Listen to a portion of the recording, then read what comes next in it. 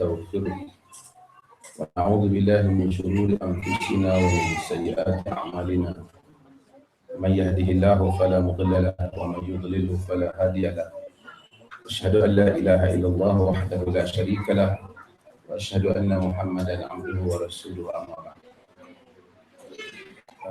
Yang berbahagia, yang dihormati kursi meja kita, yang dikasihi dan dihormati tuan utama Tan Sri Selama Wakil Besar Malaysia ke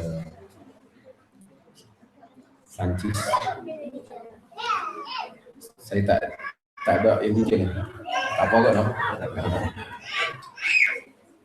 Saya datang daripada, sebelum mesti lupa, orang musafir, saya musafir lah. Orang musafir solat Aisyah disunatkan buat dua. Tapi dah saya jadi imam pun, kalau jadi imam pun patut dua lah. Betul, kena bagi tahu orang belakang. Bosan kena sambung lagi dua. Tapi saya lupa bagi tahu tadi, saya buat empat lah. Orang belakang keliru lah. Dan kemudian kalau musafir dia kata atimus salatakum fa inna qaumun safar. Kamu sempurnakan sembahyang kamu kerana kami kaum yang bermusafir. Maksudnya kalau tuan pergi ke tempat orang lain, orang suruh jadi imam, tentang musafir, tentang buat dua orang insya. Tapi kena abang orang belakang lah, tapi dia keliru pula. Saya terima kasih banyak kepada yang berbahagia Tan Sri di atas kesudian jemputan ini. Ni kali pertama saya jumpa Tan Sri. Saya tahu Tan Sri ni dari dulu lah. Orang selalu cerita ketua polis yang ada semangat ugama. Jadi kita selalu sembang lah. Tapi tak jumpa pernah sekali.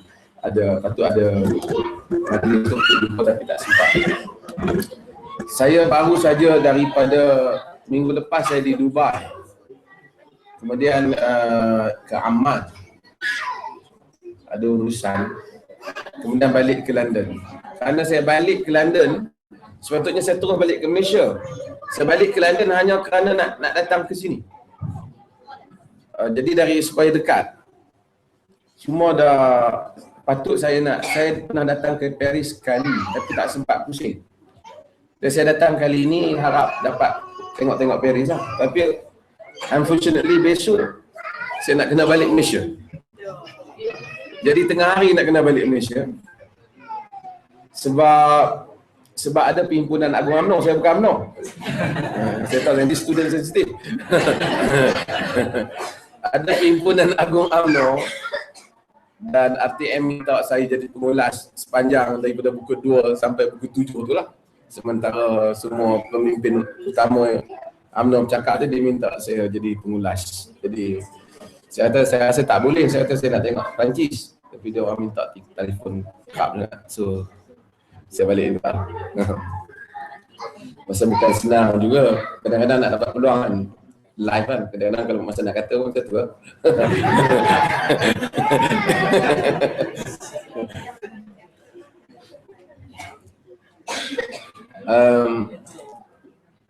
Hadirin dan hadirat sekalian ya. Sebelum kita pergi kepada tajuk, saya ingin sentuh satu perkara yang kita berada di dalam dia tadi, iaitu solat. Solat adalah merupakan penghubung antara insan dengan Tuhan. Banyak perkara yang menghubungkan manusia dengan Tuhan, tetapi dia mesti ada sesuatu yang core, yang trust, yang asas, yang menghubungkan manusia dengan Tuhan. Kalau seseorang itu solat, jalan untuk dia menghubungi antara dia dengan Tuhan dan lain, dia dengan Allah, makin mudah. Tapi jika dia tidak solat, mungkin dia ada teori dia tersendiri. Walaupun saya tak semayang, tapi saya okey. Hakikatnya dia tak boleh okey. Kerana ini adalah merupakan teras yang menghubungkan manusia dengan Allah. Tetapi kita tengok ramai orang Islam solat, tapi kita tak dapat melihat banyak keindahan Islam hatta di tempat solat. Saya memang terasa lah pasal saya pergi melawat Jordan, lepas tu balik tengok macam mana. Saya baru je sebut, sebahagian student mungkin tengok, saya sebut di Amman, bagaimana puluhan kutukan kitab yang ditulis dengan berbagai-bagai bidang pengajian Islam. Tapi gagal untuk menjadikan orang Islam di Jordan itu tahu bagaimana menggunakan tong sampah yang betul. Kita pergi ke negara Arab, kotor. Bawa kereta berpening. Tak ada tayar, tak apa, tak ada horn. Dan ini menimbulkan banyak persoalan. Saya ada satu perbincangan dalam masa di Dubai, ramai orang tanya kenapa Islam, kenapa pergi Mekah orang Islam teruk. Saya kata orang Islam tidaklah begitu teruk, tetapi banyak persoalan yang boleh ditimbulkan. Satu perkara yang ajaib yang kita rasa tak ada agama boleh buat. Pasal di dalam Kristian, dia tidak ada satu perhimpunan macam haji tu besar, yang mana bukan senang nak menguruskan tu. 2 juta, 3 juta manusia datang daripada kampung tu, kampung ni, bahasa pun tak tahu, bercakap pun tak kenal, tiba-tiba duduk satu tempat. Tapi oleh kerana keajaiban ajaran agama, kalau kita tengok satu sudut lah, menjadikan mereka mampu untuk pergi solat dengan elok.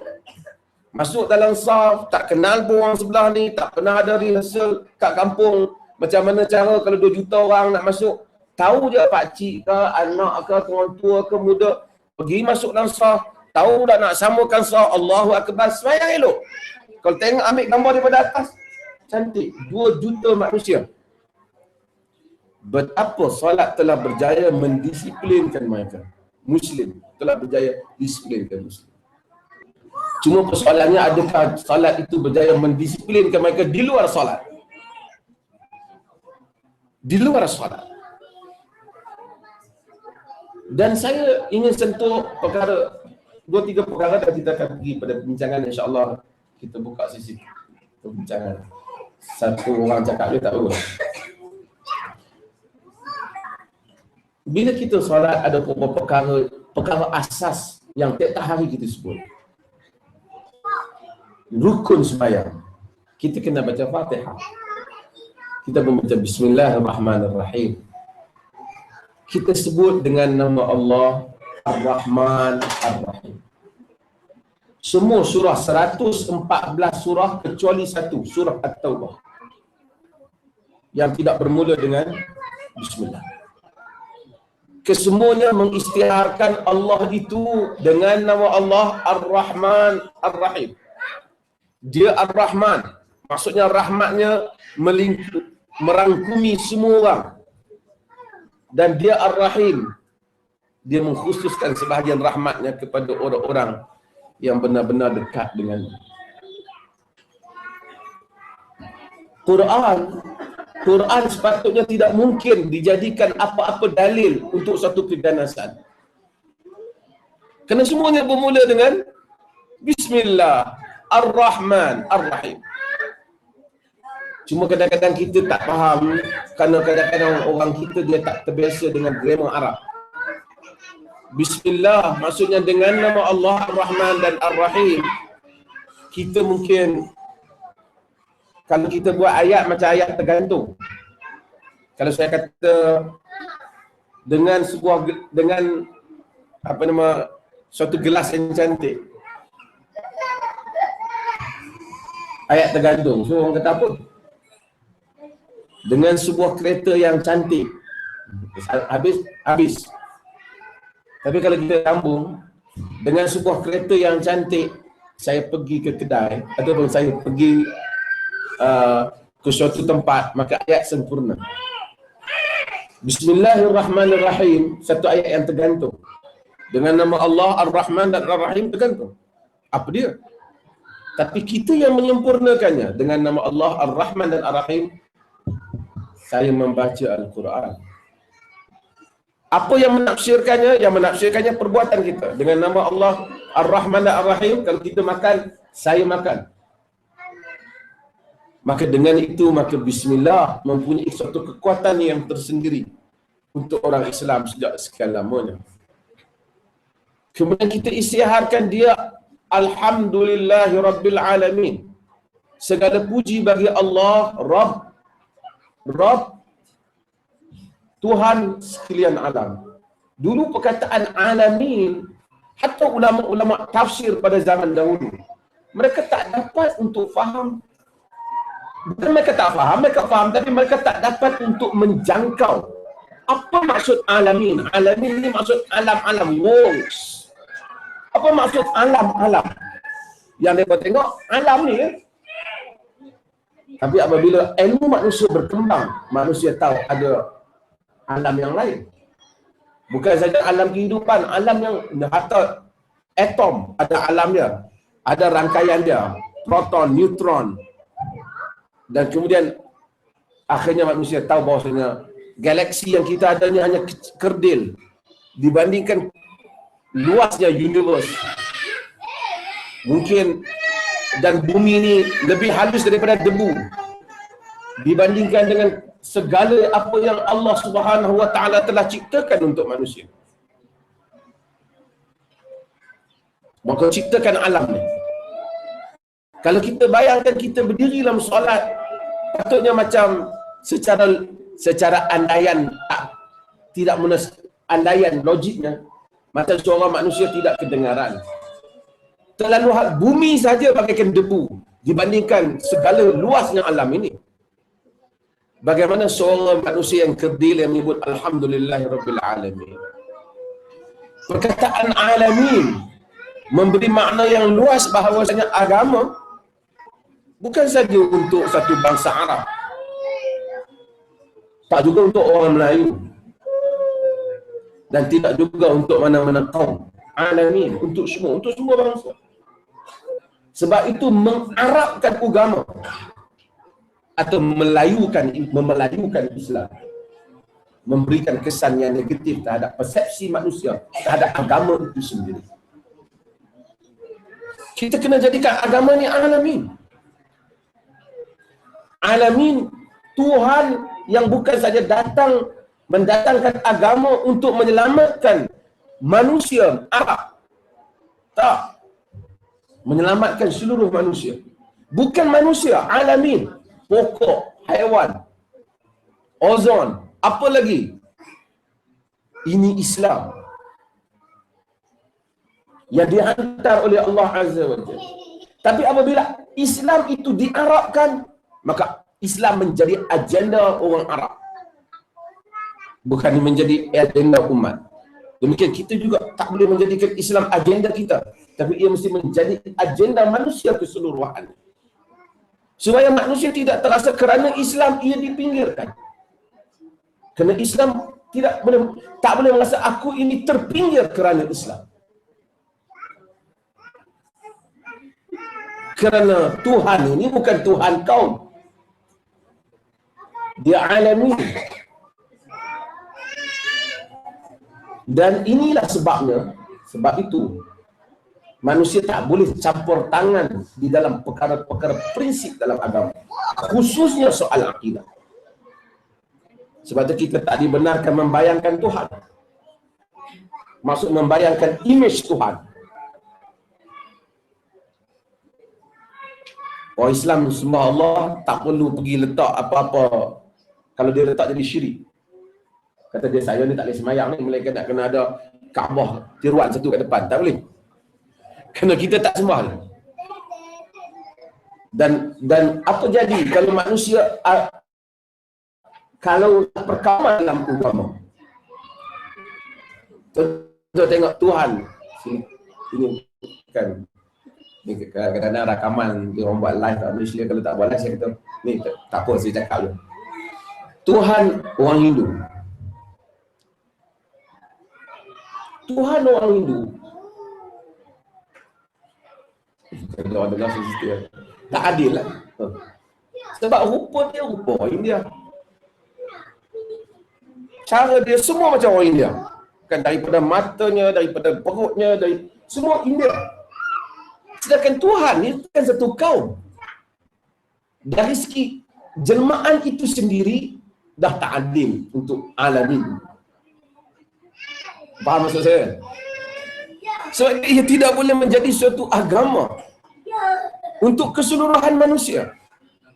Kerana apa? Kerana imajinasi manusia masuk ke dalam isu ketuhanan.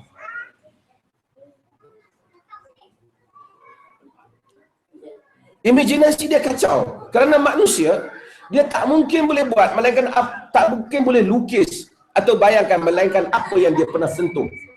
Dia pernah lihat. Dia pernah dengar. Macam mana pun pakar apa membuat imajinasi tentang makhluk asing aliens, tak lebih daripada ada gigi, ada gigi tajam, ada mata. Kerana itulah yang manusia tengok. Dia tak boleh andaikan apa, bayangkan apa yang dia tak tengok. Bila orang India cuba membayangkan Tuhan, maka Tuhan dia macam orang India. Bila kita pergi ke Amerika Selatan, penduduk Amazon dan seumpamanya, Tuhan mereka macam mereka, orang asli juga sama, mereka Tuhan mereka yang telinga panjang, macam yang, kerana itu imajinasi mereka. Hatta manusia mempunyai unsur perkauman pada dirinya sendiri bila dia membuat benda-benda itu. Sebab itu patutnya kita tengok di barat ni, Jesus macam pemuda barat. Tak betul. Jesus bukan seorang barat. Bukan orang barat. Jesus adalah seorang Jew. Dia seorang Yahudi. Dia sepatutnya macam orang Yahudi ya. Tapi tuan-tuan pergi ke India, Jesus ni kulit gelap. Di gereja mereka, sebagainya mereka ni gelapkan sikit. Sebab dia rasa, ini penjajah ni kan. Mungkin lah kan. Dia edit sikit kot.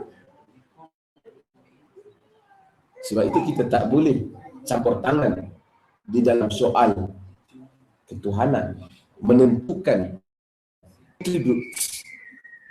sifat-sifat Tuhan. Maka sifat-sifat Tuhan hanya diambil daripada apa yang Tuhan beritahu, iaitu Quran dan Sunnah. Sebab kita tak nak tengok Ar-Rahman, Ar-Rahman, Ar-Rahim, Ar-Rahim. Dia bagi tahu sifat dia.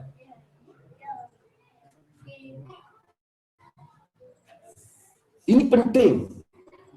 Sebab itu orang Islam bilang Allahu Akbar, dia tak nampak gelas, dia tak nampak batu, dia nampak Tuhan yang begitu maha besar kerajaan.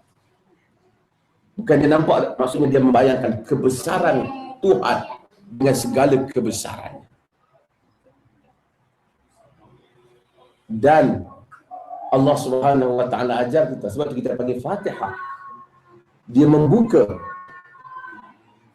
di atas perkataan alim ini, Arab yang bersifat kearaban. Ini saya nak sentuh tentang bagaimana masa depan orang Islam. Arab yang bersifat kearaban. Arab ni patut-patut mereka berjaya dalam dunia ni. Tapi sekarang tak berjaya lah. Mereka dari segi perkauman kuat mereka. Tuan-tuan kalau pergi negara Arab, tuan-tuan terlanggar negara yang ada tribal sistem ni, masih lagi kepala-kepala kabilah ni, kerajaan pun kena urus dengan kepala-kepala kabilah. Kacau tuan-tuan, langgar dia apa, tak boleh selesai masalah. Polis tak boleh selesai. Dia nak hari dia mari apa, ketua kabilah dia, tuntutan kabilah. Kira perkauman dia kuat, dia jaga nama dia sampai ke ujung. Patutnya dari segi kearaban mereka mau kuat lah bangsa mereka. Tapi realitinya tak. Orang Melayu mana hafal sangat. Arab hafal nama dia. Nama dia, ayah dia, tok dia, nenek dia sampai ke 7, ke 8 semua. Kita kalau tanya, wah kita ingat tok nek sekarang nama apa? Nama apa dah hari tu ada kan. Kita tak penting. Kan. Sebab tu dulu saya kata, kita dah satu-satunya. Mudahlah soal-soal ni. Tapi mereka gagal. Patut mereka kuat, mereka gagal untuk menjadi bangsa yang kuat. Tapi Islam bila datang, Islam buang barrier keperkauman ini supaya Arab melihat alam sebagai alam yang dipenuhi oleh manusia yang berbagai-bagai. Maka daripada Arab berurusan sama-sama Arab, urusan sama-sama Arab ni, Quraisy sama-sama dengan berapa kabilah, Bani Tamim, Bani apa, hari itu timbul Malaysia Bani Tamim, orang kata Bani Tanah Melayu. Itu pun satu pening. Okey. Okey. Jadi pada Bani itu, Bani Adi, Bani yang kecil, Bani Tamim, macam-macam Bani. Mereka ni lihat Islam lebih luas. Nabi mai dengan satu perkataan, la fadla li'arabiyyin ala a'jami illa bittaqwa. Tidak ada kelebihan di atas orang ajam, bukan Arab, non-Arab, ke atas orang Arab, melainkan dengan takwa. Arab tidak ada kelebihan di atas orang bukan. Bukan kerana aku Arab, aku lebih mulia. Sebab tu Nabi SAW bagi benda ni clear. Nabi kata, wallahi law saraqat Fatimah bintu Muhammad laqata'tu yadaha. Demi Allah, jika Fatimah binti Muhammad curi, aku potong tangannya. Nabi kata, wahai Fatimah, aku tidak dapat menyelamatkan kamu daripada azab Allah. Takwa menyelamatkan. Inna akramakum indallahi atqakum. Sesungguhnya dengan kamu di sisi Allah yang paling bertakwa, bukan kerana Arab. Walaupun kebelakangan ni orang bangkitkan isu ni kan, ni keturunan apa, Habib ke tak berketurunan. Ini telah cuba membangkitkan satu bentuk perkauman di dalam agama. Saya tidak menafikan ada keturunan yang baik, tetapi memuliakan manusia hanya sekadar keturunan, ini bukan misi yang dibawa oleh Nabi SAW. Lalu korang pun datang ke Malaysia. Saya pergi ke Jordan, saya dengar satu orang ahli sejarah cakap diri bagus juga. Dia kata sebenarnya di Yaman dahulu apabila berlaku krisis politik, pergaduhan di antara kelompok-kelompok kecil dengan kerajaan Bani Umayyah dulu.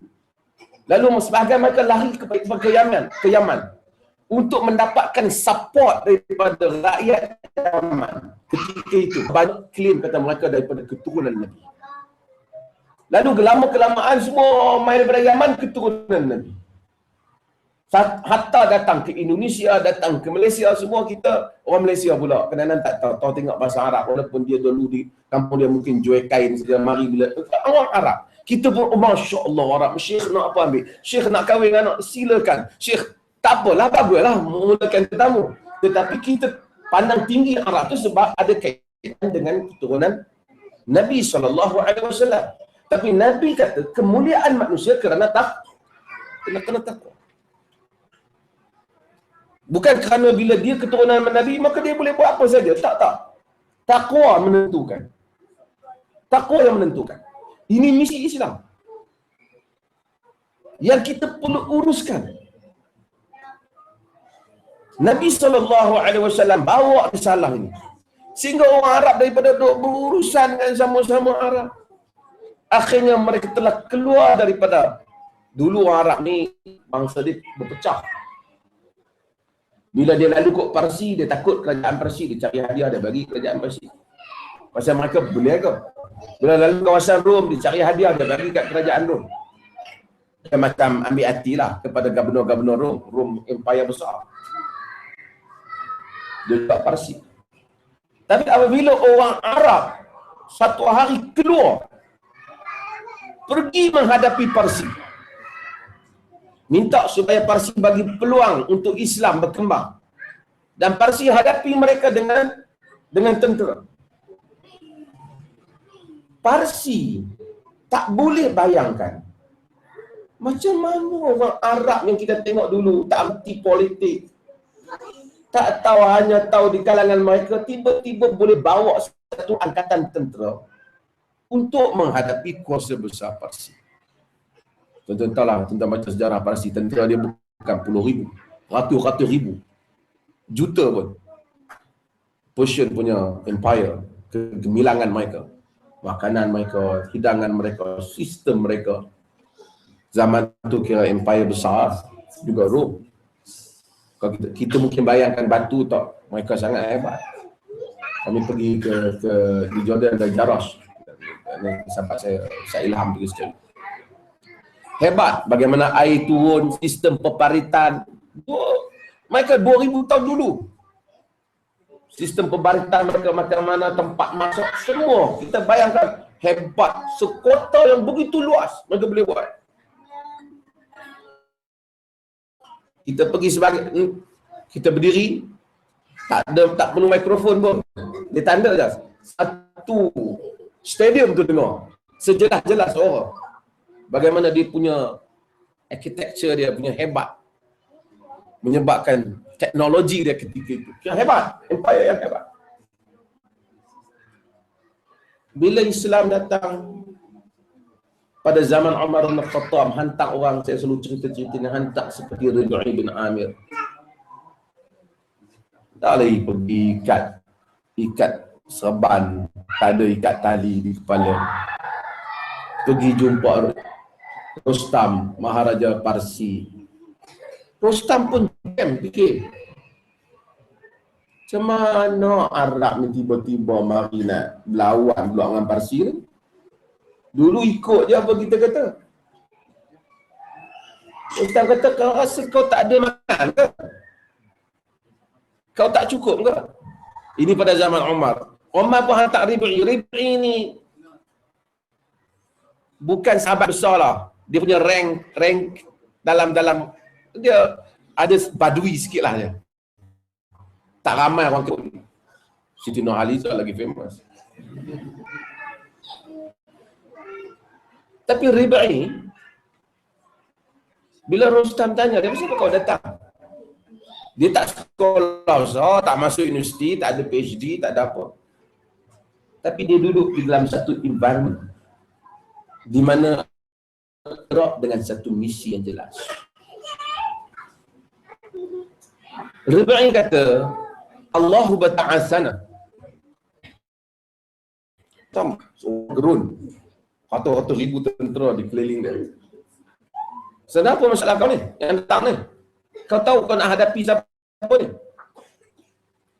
Tapi Rib'i tak kata, ni saya ni sebenarnya Sayyidina Umar hantar saya.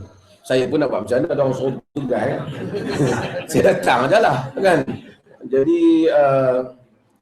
Jadi saya ni sebenarnya nak sampaikan, tak. Rib'i clear. Ini mengkagumkan. Saya suka dengan tulisan Maulawi. Dia sentuh hal ini bagaimana seorang sahabat yang kerdil tapi dapat menyampaikan misi yang jelas. Sekolah yang dia mengaji itu betul. Iaitu Madrasah Rasul. Sekolah Nabi.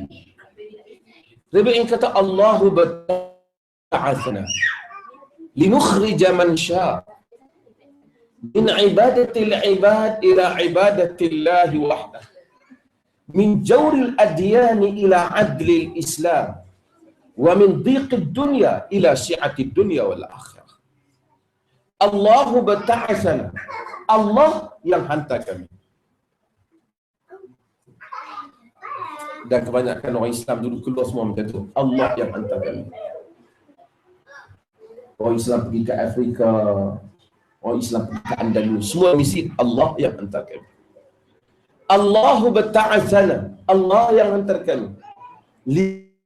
Linukhrija man sya'. Keluarkan sesiapa yang Allah mahu. Bukan sesiapa yang khalifah mahu. Min ibadatil ibad ila ibadatillahi wahdah. Daripada menyembah sesama-sama hamba, hanya menyembah, mengabdikan diri kepada Allah. Jadi first misi lah. Bagi clear soal akidah. Supaya manusia tahu siapa Tuhan sebenarnya. Min ibadatil ibad ila ibadatillahi wahdah. Min qiyami ila adlil Islam. Daripada kekejaman agama-agama kepada keadilan Islam.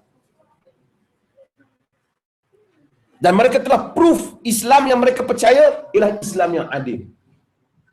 Cuma kita gagal nak proof pada manusia Islam yang kita pakai ni adil. Sehingga dunia gagal melihat keadilan Islam. Bahkan mereka lihat macam-macam benda yang mereka kaitkan dengan Islam. Min jawril adyani ila adlil Islam. Daripada kekejaman agama-agama kepada keadilan Islam. Wa min dhiqid dunya ila syi'atid dunya wal akhirah. daripada kesempitan dunia kepada keluasan dunia dan akhirat. Dunia ini sempit. Ia sempit. Tuan-tuan, kalau kita lihat je dunia tak adil untuk manusia ni. Kalau tidak ada akhirat, banyak manusia kecewa. Bukan semua manusia kaya. Bukan semua manusia mencapai kedudukan yang hebat.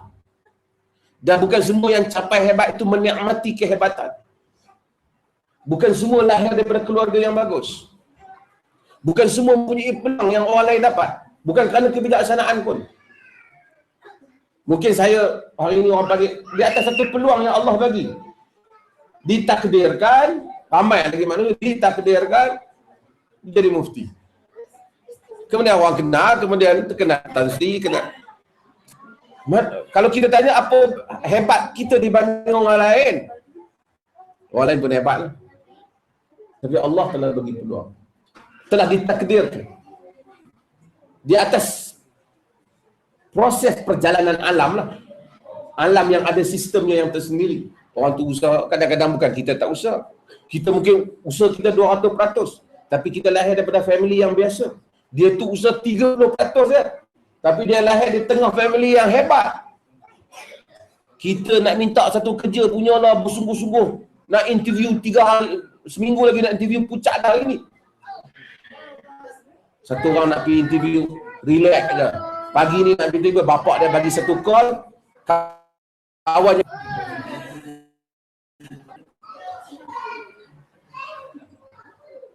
Tidak kerana kebijaksanaan kita.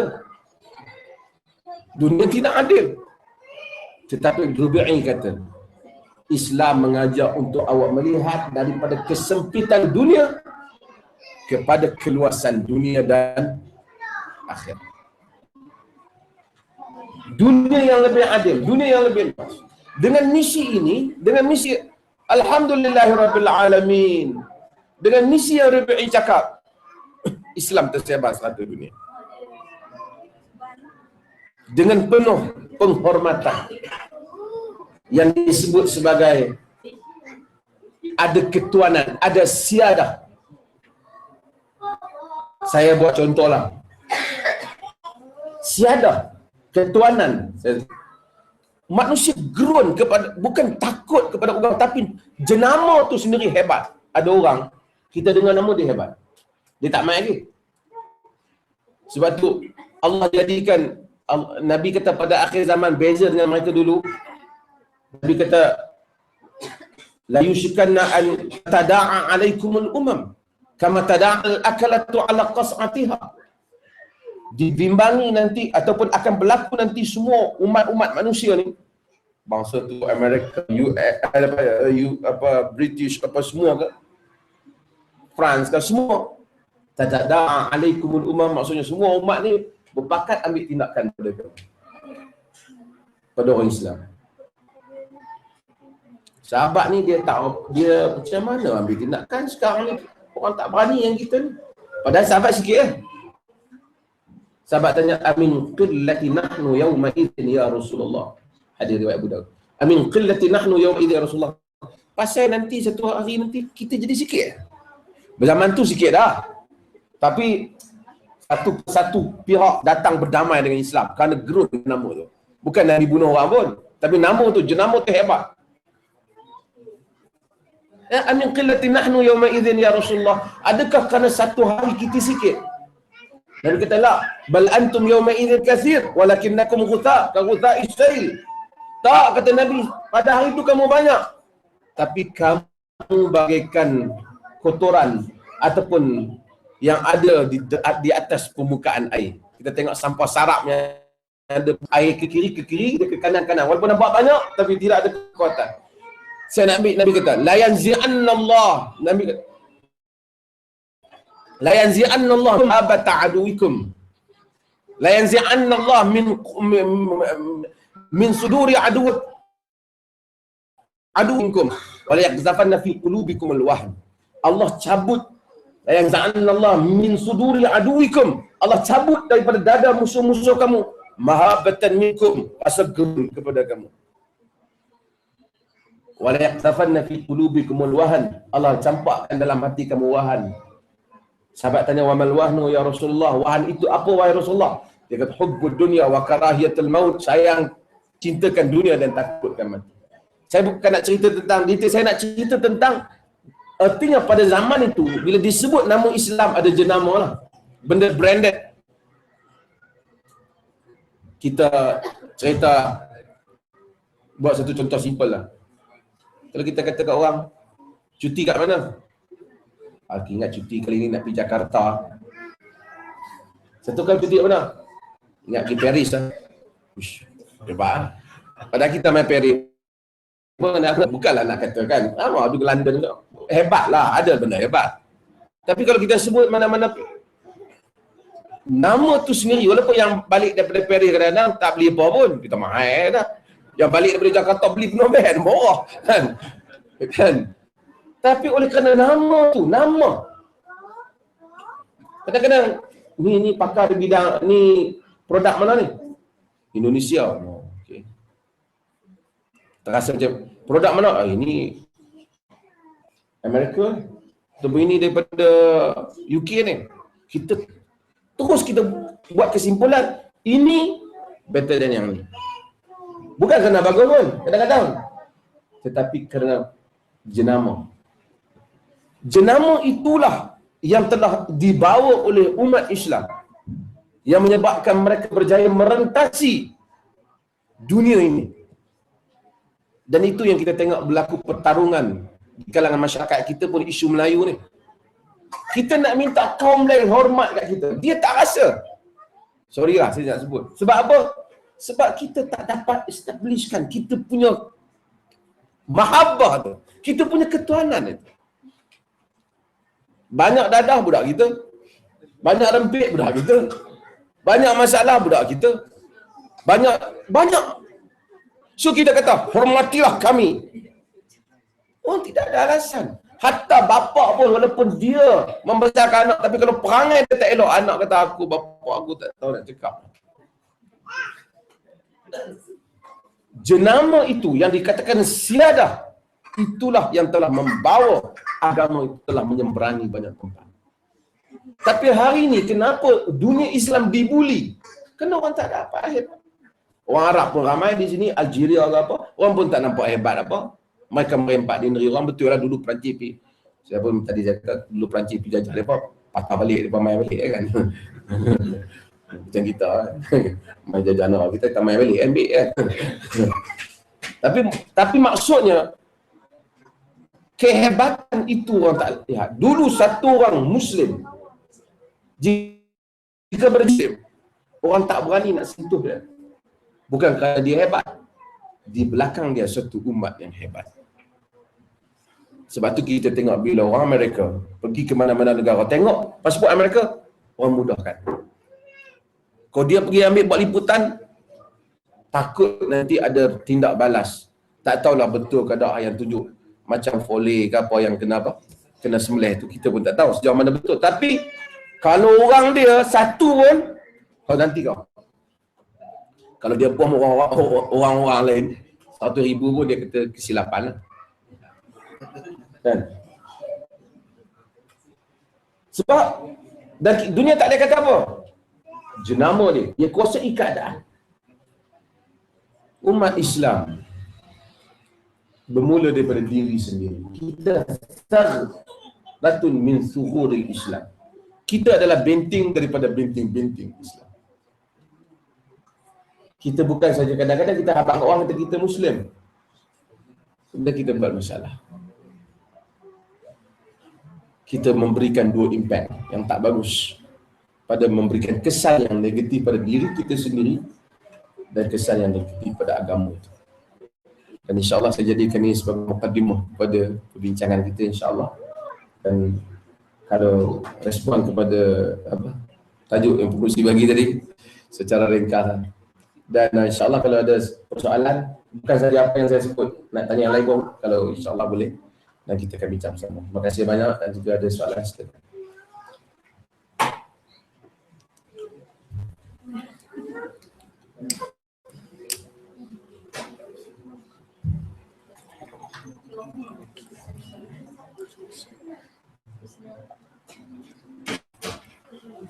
Ya. Assalamualaikum. Assalamualaikum. Nak tanya, apa yang berlaku sekarang umat Islam, terutamanya di seluruh dunia lah, di negara Arab ataupun di Palestin, even di katakanlah di kawasan negara di selatan Filipina, selatan Thailand, adakah ini sebagai musibah ataupun kelemahan umat Islam ini, ataupun Allah Ta'ala ini bagi pelajaran apa yang patut umat Islam bawa ke jalan sebenarnya? Saya nak sebut, terima kasih soalan. Ada beberapa perkara orang Islam ni pada asasnya sebelum kita. Sekarang kita hadapi masalah media. Media ni dia portray Islam memang Fox dan seumpamanya. Saya dua hari lepas saya pergi satu close meeting Menteri UK dibuat di Parlimen. Yang lain ramai bukan Islam lah, yang ada daripada gereja-gereja. Saya tengok mereka ada juga sikap yang bagus. Tak tahulah politik apa, tapi saya saja nak sebut sebab dia cakap tentang ISIS. Dan dia kata tak sepatutnya ISIS tu kita panggil Islamic State kerana they never represented Islam at all. Kerana apa yang mereka buat itu bukan disuruh oleh Islam, dia sendiri cakap. Dan dia kata seperti mana, I'm not Prime Minister, so you should not call me Prime Minister. Apa yang mereka nak buat sekarang, bukan mereka buat negara Islam, Islamic State. Itu bukan Islamic State. Itu sebuah negara teroris. Dan Islam never recognize that kind of state. So, dia cakap, baguslah kita dengar. Dan kemudian ada satu orang bangun tanya. Dia ni bangun tanya, dia ni anti Islam lah. Dia kata, dia masa ucapan tu dia kata bahawa kalau nak kira dalam sejarah Islam, Salahuddin Al-Ayyubi lebih baik daripada Richard the Lionheart. Salahuddin telah selamatkan bila dapat semula Jerusalem, dia tak bunuh Kristian, bahkan dia bagi servis kebaikan, keamanan pada mereka. Richard the Lionheart atas nama Kristi bunuh berpuluh-puluh ribu orang. Jadi kalau kita nak kaitkan semua keganasan atas nama agama, kita kenakan, dia sendiri kata. So jangan kaitkan ini dengan Islam. Good point lah. Lepas tu ada satu orang bangun, dia kata, oh apa yang kau sebut Richard tak betul. Richard memang tak wakili Kristian, tapi ISIS mewakili Islam. Sebab Islam yang ajar suruh bunuh orang ni dalam Quran, banyak ayat perang lah, apa semua. Nak dengar macam mana di situ tu nak jawab. Pasal kita berdebar. Islam 2 orang 3 orang. Bukanlah tak. Kita rasa macam kacau kalau tak ada jawapan ni. Pasal bukan ada Muslim pun yang nak jawab. Dia minister. Dia kata, dia bangun. Dia kata kalau kau nak quote out of context nas-nas Quran tu, kau ambil daripada Bible, King David bunuh berapa puluh ribu orang. Itu Nabi tu. Ya. Jadi kalau nak main, gunakan teks agama masing-masing luar daripada maksud asal, bukan saja Quran, Bible pun ganas juga. Ya. So ini tak ada kaitan. Jangan cuba kaitkan dengan Islam. Saya lihat ada juga sikap kesederhanaan. Saya tengok panjang masa sebelum mereka nak bom. Walaupun kita tak setuju apa mereka buat bom ISIS. Bukan tak setuju bom ISIS. Dia bom Iraq dengan Syria tu bukan ISIS kena. Orang lain yang kena. Kan? Tapi cara mereka bahaskan, ahli-ahli parlimen mereka, MP mereka sebut, kita berhutang dengan Islam, civilization dan seumpamanya. Ini tak ada kaitan dengan Islam. Sama ada itu politik ke apa, itu satu hal. Tapi maksudnya taklah kata terang-terang dia pun attack atas nama agama. Tapi jenama kita telah rosak dengan media-media yang lain lah. Memang mereka akan cuba tunjukkan Islam memang betul. Sedangkan kalau kita lihat, kita balik pada orang Islam, secara adil kita kena cakap dengan umat kita. Pertama, mereka kena akui Islam sebenarnya telah, dari segi sejarah mungkin sejarah lah, Kalau balik kepada zaman, di mana zaman kegemilangan Yahudi, agama Yahudi. Yahudi ni sentiasa ditekan sejarah mereka. Yahudi boleh tulis balik semua ajaran-ajaran agama mereka, dibukukan, tokoh-tokoh mereka muncul menjadi sejarah di bawah kerajaan Baghdad. Sebab tu tuan-tuan pergi, kalau tuan-tuan type dalam internet Golden Time of Judaism, dia akan keluar cerita Yahudi di bawah Abbasid Khalif. Dan juga di bawah Andalus. Islam kuasai Andalus, gereja besar Andalus, Islam tak buang. Andalus Kristian masuk balik, dia bunuh semua. Dah halau orang Islam. Walaupun hari ni dia cakap tentang love, tentang apa, tapi sejarah dia bukan bakar orang Islam dia. Dia bakar sama-sama puak mazhab dia pun. Protestan dengan Katolik apabila mereka berbalah, tengok macam mana mereka buat di Oxford tu, bakar, bunuh antara satu sama lain. Sejarah mereka memang gelap. Islam yang telah memberikan cahaya kepada mereka. Ini bukan saja kita, mereka pun akui. Tentang pergi ke muzium, mereka pun apa sumbangan Islam pada tamadun Eropah. Hatta dalam perhubungan di kalangan manusia, ambil senang lah. Koptik, kita panggil Qibti, 6-7 juta, berapa, 600 lebih kurang mereka di Egypt. Minoriti mereka boleh hidup di Mesir. Bahkan mereka tu tak masuk Islam, walaupun ada tak bagus juga satu sudut, tapi satu sudut bagus juga, mak buktikan betapa Islam tak tekan mereka untuk masuk Islam. Quran kata, afa anta tukrihun nas hatta yu'minu. Adakah kau nak paksa manusia sehingga mereka itu beriman? Maka tak paksa. Ambil di tanah Melayu lah, di Indonesia, bukan Islam boleh hidup. Bukan Islam boleh hidup. Orang bukan Islam boleh hidup di tengah-tengah kampung Melayu.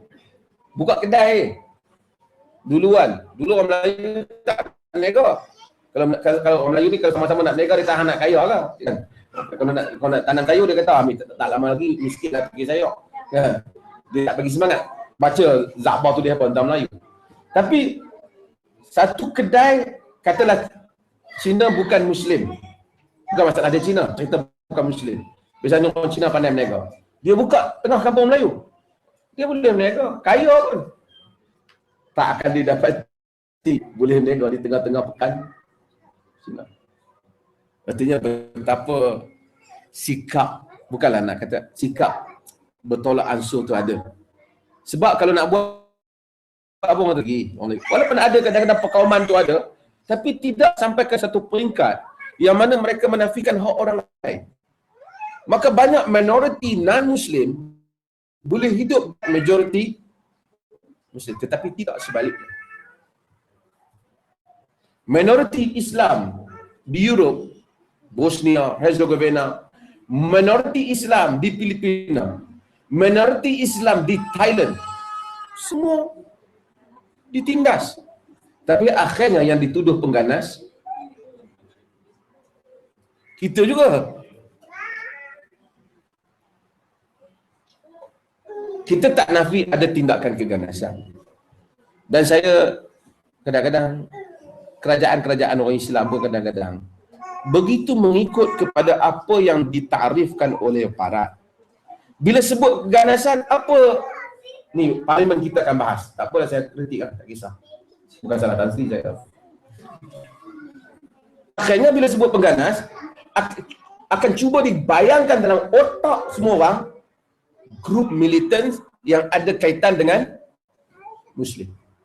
Sedangkan banyak lagi grup-grup yang bunuh Tamil Nadu, yang bunuh di Kashmir, macam-macam lagi. Tapi mereka Israel, sebuah negara pengganas, secara terbuka bom orang, bunuh budak sekolah. Tapi siapa dia apabila bahas di parlimen, bila sebut tentang pengganas, terbayang saja muka ada janggut, ada lebay. Saya bukan kata mereka tak ganas, ada memang mereka ada ganas. Tapi kenapa mereka saja? Kenapa tidak buat sebagai sebuah negara orang Islam? Definekan balik terorisme tu supaya mereka pun takut. Sekarang orang Islam takut bila ada janggut nak pergi masuk negara-negara tertentu rasa bimbang tak kan? Tapi mereka tak kisah. Sebab nak masuk ke negara orang Islam bukan saya suruh ugut mereka, tak. Mereka boleh masuk dengan selamat. Tapi supaya mereka juga tahu, jangan kata sebelah pihak saja.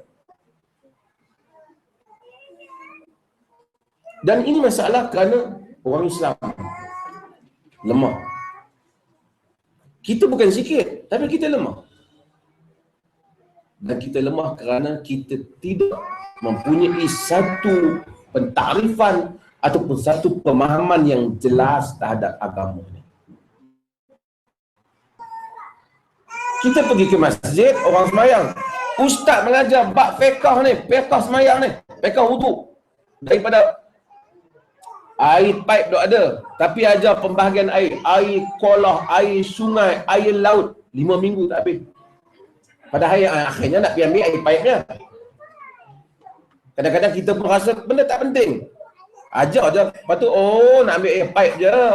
Awak tak abang 2 minggu lepas kan, baru boleh start semak. Jenis-jenis air. Tapi kita tengok tandai masjid kotor juga. Kalau yang ni najis ni kena sikit, batal semayang. Yang batal rupa, batal kena tukar pakaian. Yang ni, sensitif benar dengan najis ni. Tapi kita tak tahu nak cuci tempat kita sendiri. Bagi ni antara Mekah dengan Madinah, sirah tandas antara kedua tu. Tu semua tu semayang ambil wuduk belaka tu. Kita tak tahu. Artinya ada yang tak kena dengan our scholars. Kita pergi mengaji buat, tak marah lah, tak kira marah lah. Buat silibus mengaji guru tamir antara maghrib dengan isya, ulang kitab tu, bab haid, bab nifas, sampai makcik tu dah berapa kali ulang dah. Daripada ada haid sampai tak ada haid.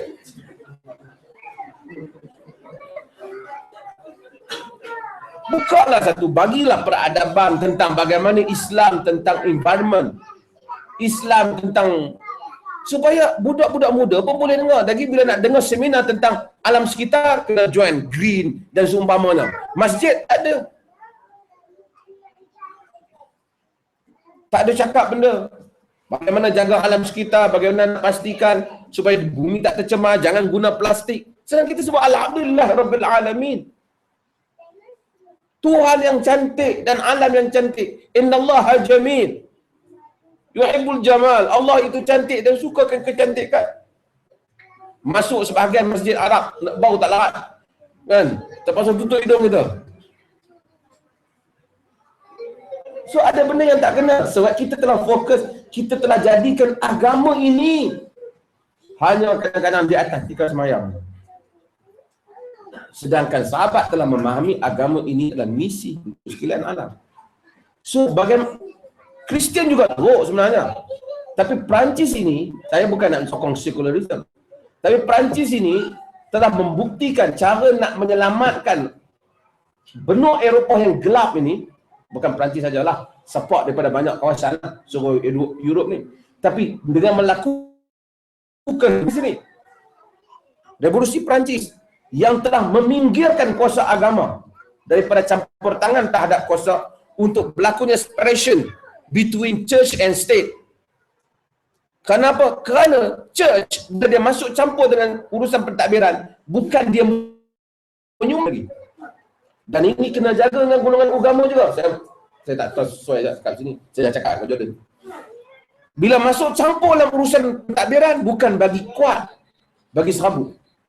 Dia bukan nak memenuhi kehendak mencantikkan agama, dia bagi jadi serabut lagi. Benda lagi jadi complicated dengan pandangan. So tidak boleh represent maksud agama yang Rabbul Alamin. Dan ini satu tidak manusia tak boleh dengan pendidikan. Sebab tu negara yang ambil contoh Malaysia, kita tengok orang Malaysia pergi haji lebih baik daripada orang lain di sudut pandang. Sebab apa? At least orang kita ada pendidikan. Komen-komen pun ada SPM. Orang tulis jangan, dia tahu jangan. Ni orang tulis jangan, pergi sekarang, pergi negara Arab. Bukan tak tahu baca, tapi mungkin otak tinggal kat rumah ke apa. No smoking. Tak rokok tu.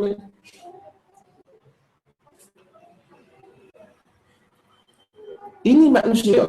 Sebab tu pertama surah turun kata apa? Iqra, baca. Dulu dia orang sini tak boleh baca sebab gereja tak bagi. Gereja kata semua ilmu-ilmu sains ini adalah pengaruh Islam dan itu membawa kepada heresy, membawa kepada kemurtadan, kekufuran. Lepas tu dia bertendang semua pikiran ni, lebay-lebay Kristian ni, buat sendiri, tak usah campur. Adalah jadi teruk juga, pornografi dan seumpamanya, tapi akhirnya mereka membaca. Mereka membaca. Islam tak patut jadi macam tu. Bila orang Islam datang, contoh kalau baca cerita reformis Mesir panjang, mereka datang ke ni, ke Paris. Paris telah mengubah persepsi ramai tokoh-tokoh agama daripada Egypt. Mereka dulu konservatif, mereka mari sini, macam mana barat yang kita kata tak akan dapat kenikmatan dunia kerana semua kerana tak dapat agama yang benar, tiba-tiba maju. Barat bagi tahu mereka kerana akan dipisahkan dengan agama. Kenapa dibalik tak maju? Kadang-kadang golongan agama patut dia menyumbang macam mana umat Islam dulu. Andalus hebat. Kristal yang kita ada, Andalus punya apa? Satu perpustakaan Andalus sama dengan seluruh buku di Europe. Tentang baca sejarah Andalus. Tapi akhirnya kita tak. Bila orang tua agama jumpa ustaz, bukan nak kata ustaz macam apa tips nak bagi saya rajin belajar. Dia kata ustaz, baca ayat sikit bagi anak saya dulu SPM.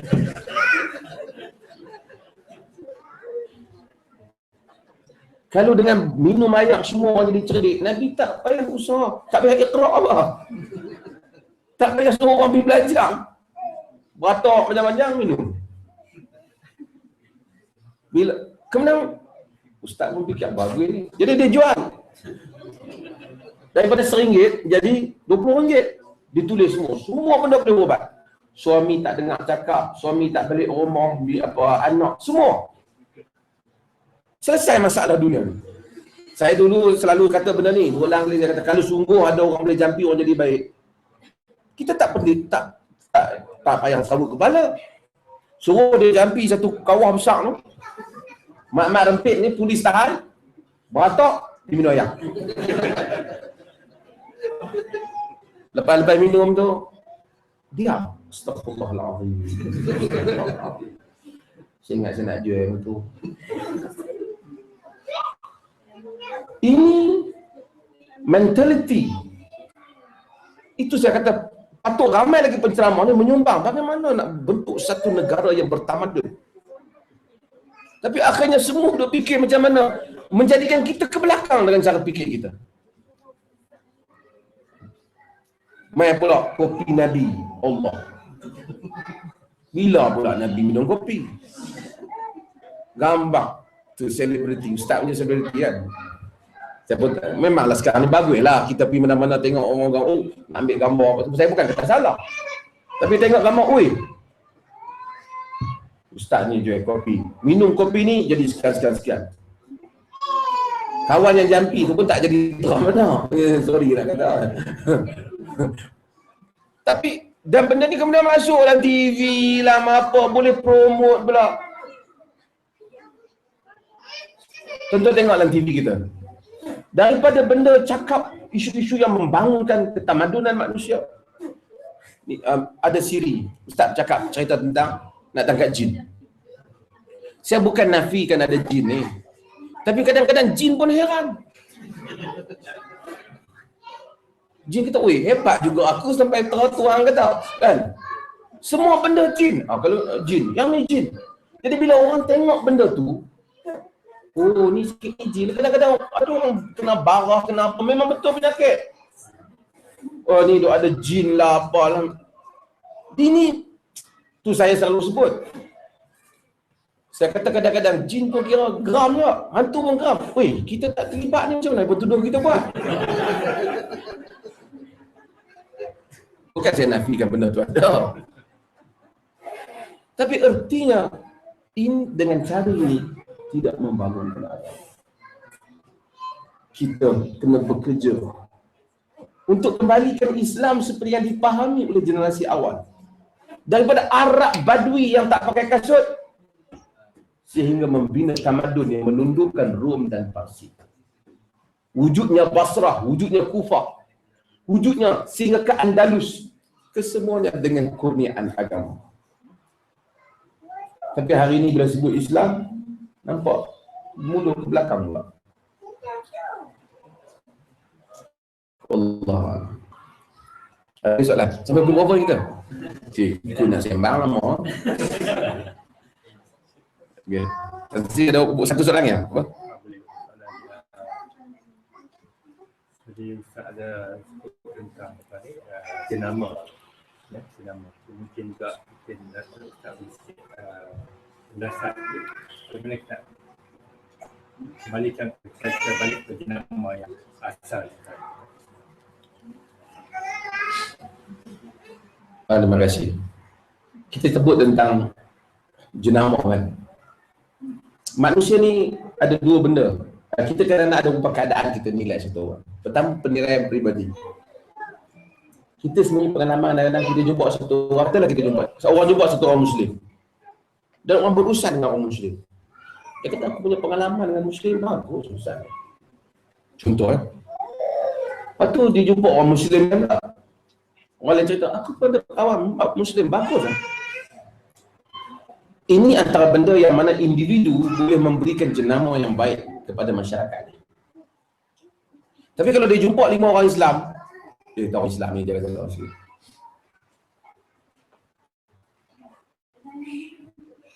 Tak boleh kira. Ataupun dia jumpa Arab, pergi ke Mesir. Orang Mesir marah, saya kata.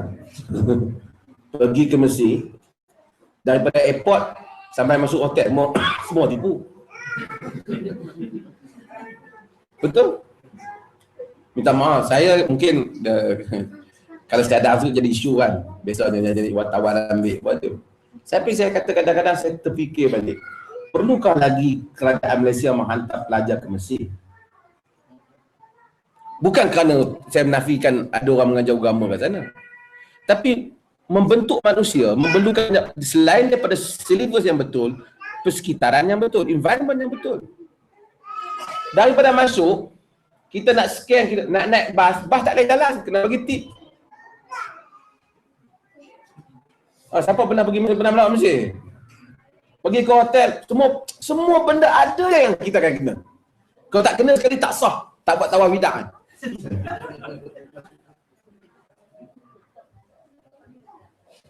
Kalau kita, saya selalu kata benda ni berulang kali. Kalau Firaun tak ada kat Mesir, rakyat Mesir tak ada apa. Sekarang ni yang barat duk pergi tu kerana nak melawat, bukan nak melawat kawan duk tipu tu. Nak pergi melawat piramid. Pergi melawat piramid, tengok piramid, tapi tengok Firaun dulu, dia punya jenayah. Dia kata dia Tuhan. Alaysa li mulkul Misra wa hadhil anhar tajri min tahti afala tubsirun. Tidakkah aku raja orang Mesir, ni sungai-sungai ini mengalir di bawah tapak kakiku. Kamu tak nampak? Teruklah dia. Tapi dia hebatlah dengan sungai tu. Tapi rakyat Mesir tak mengaku Tuhan lah. Tapi sungai Tuhan bagi jadi, semua benda dibuang dalam tu. Segala plastik, sampah, segala habis sungai ni betul-betul. Kalau kita, orang barat, duduk di tempat mereka, kita pergi, kita tengok Mesir, ada pusat pengajian Islam yang paling utama, apa? Azhar. Kotor. Masjid kotor. Manusia penipu. Lepas tu kita jumpa satu orang ceramah, Islam adalah Islam is the way of life. Kita nak percaya. Dia gagal. Selagi kita hantar student kita ke sana, kita tak membantu dia. Dia kena sedar, dia dah tak boleh dah bermain peranan. Bukan saya sokong negara. Hantarlah ke Dubai, ke Qatar ni, elok-elok sikit lah sekarang ni, dah ada universiti kat sana. Yang tahu macam mana nak guna jalan raya.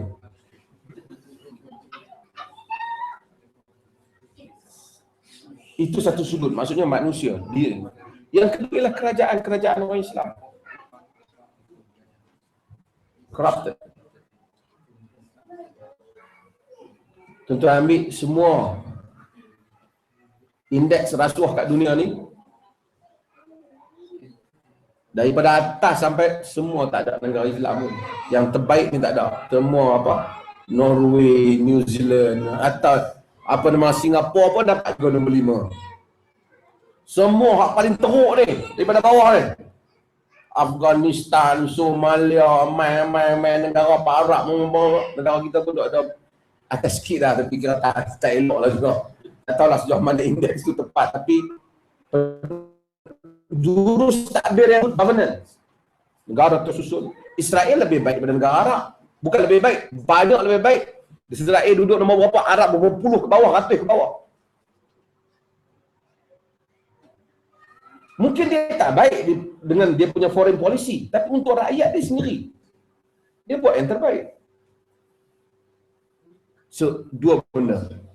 Kadang-kadang kita nak buah kerajaan memang tak mampu lah. Tapi at least kita buatlah untuk diri kita sendiri supaya kita dapat represent bila orang tengok, oh, Muslim, very good community. At least jenama Muslim tu, tak apalah pasal kerajaan tu satu hal lah. Tapi biarlah jenama, bila tengok orang Muslim, semua orang mempunyai pengalaman yang bagus bergaul dengan orang Islam. Kita ada dua benda. Kadang-kadang kita dosa kita saja. Kedua, dosa kita kerana mengelirukan orang lain. Kadang-kadang benda tu sama je. Patutnya dosa kita saja. Tapi kita buat di depan dia, dia bukan Muslim, dia jadi keliru tentang Islam kerana kita. Kita indirectly, kita telah sesatkan dia. Ini bahaya bagi orang Muslim yang duduk minoriti di tengah masyarakat bukan Muslim. So we have to be careful dengan kita punya perkataan, andaian, penafsiran tentang agama juga. Supaya kita kena, jangan sampai dia sangka besok bila, kerana Al-Quran kata wa ma kunna mu'adzibina hatta nab'atha rasulah. Kami tak akan azab sehingga kami hantar rasul. Maksudnya seseorang tak akan dimasukkan dalam neraka sehinggalah telah sampai kepada dia mesej yang betul tentang agama. Ini undang-undang Tuhan. Walaupun kita tengok di dunia kita panggil dia orang kafir, dia balik pada Allah, dia kata tak ada siapa bagi tahu yang betul punya agama. Ikut Quran dia selamat. Sebab apa? Kerana tak ada orang bagi tahu kat dia agama. Tapi dia tambah pula kata, adalah satu orang Islam tu dia bagi ku keliru lagi. Mau kau tu dia tahu sekali. So dunia, Allah Maha Adil, dia takkan azab satu orang makcik tua yang tak tahu apa, siapa tak beritahu tentang Islam kat dia. Mungkin satu orang yang duduk di tengah ni tak ada siapa, dia tengok TV saja, dia tengok CNN, dia tengok Fox, dia tak jumpa orang Islam. Algeria banyak tengok, duk masrabut kan misalnya, kata, contohlah ajar ada tak sabut yang baik kembali kan. Bagi tak ada orang bagi tahu mesej Islam yang betul, dia kata this is not good religion. So dia akan berdiri dengan hujahnya di hadapan Tuhan. Kenapa dia tak masuk Islam? So kita kena hati-hati. Jadi kita hendaklah mewakili agama, insya-Allah. Mudah-mudahan, terima kasih banyak di atas kesudian tuan-tuan mendengar celoteh saya pada malam ni. Mudah-mudahan Allah Ta'ala rahmati tuan-tuan di sini. Dan saya selalu sebut satu perkara lah. Kadang-kadang kita duduk luar negara, saya nak sebut lah benda ni juga kat tuan-tuan. Kita, agama suruh, Quran suruh kita berjalan. Sebab tu nak ikut nak sembah Allah. Allah ni di mana dia sembah. Tapi orang Islam at least kalau dia ada duit dia kena pergi musafir sekali. Ke mana? Ke Mekah. Supaya dia tengok bangsa lain Dia berkenalan dengan bangsa lain. Allah kata bukan untuk rasa aku lebih mulia daripada kau, tapi li ta'arafu, kan, supaya kamu mengenali antara satu sama lain. Itu misi. Kenapa kita mesti kena tahu orang untuk kita ta'aruf? Maksud saya tahu apa culture awak tahu apa culture saya, awak tahu juga bagaimana saya lihat persepsi saya tahu apa persepsi awak, supaya kita dapat manfaat antara satu sama lain. Sebahagian orang dia pergi merata dunia, tapi dia tak ambil manfaat di tempat yang dia pergi. Ini pelajar-pelajar lah saya nak sebut. Contohlah, ada dua contoh, bukanlah salah, orang Malaysia. Dia pergi Mekah, dia siap bawa ikan kering dia, belacan dia. Tak risau orang balik makan lah kan. Cuba pergi sana makan sikit, Turki makan macam mana, Arab makan macam mana, supaya adalah tahu. Allah nanti pergi umrah 5 hari ya. Hari kedua nak cari nasi lemak. Kamu nak nasi lemak? Makanlah Turki punya apa, sebab Turki ni makan macam ni. Sebab kita tak mau ambil tahun-tahun tadi. Kita duduk di negara mana-mana, saya tak tahu tentang negara, tapi pergilah ke masjid orang Algeria, masjid negara orang ni, supaya tengok bagaimana mereka juga, macam mana mereka amalkan, bagaimana mereka punya benda yang baik, bagaimana benda yang mungkin tak elok untuk kita ikut. Tapi supaya kita dapat lihat agama dan pengamalan itu daripada banyak sudut. Kalau raya memang biasanya orang Malaysia nak raya sama-sama mereka, tapi saya rasa kalau banyak tahun di sini, sekali-sekala pergilah sembahyang raya tempat orang lain pula, supaya tengok, oh dia orang sembahyang raya macam ni, oh dia orang buat macam ni, apa dia orang buat selepas daripada sembahyang raya. Misalnya kita akan makan ketupat lah apa semua, dia orang buat apa. Jadi bila kita balik, kita ada satu keluasan, horizon, pemikiran kita itu lebih luas. Dan ini penting. Sebab Quran kata fasiru fil ardh fanzuru, berjalanlah kamu di atas muka bumi dan lihatlah. Kadang-kadang kita berjalan, kita tak boleh lihat. Kita lahan melihat. Mudah-mudahan Allah Subhanahu Wa Taala rahmati kita semua. Terima kasih banyak. Sekian, Assalamualaikum warahmatullahi wabarakatuh.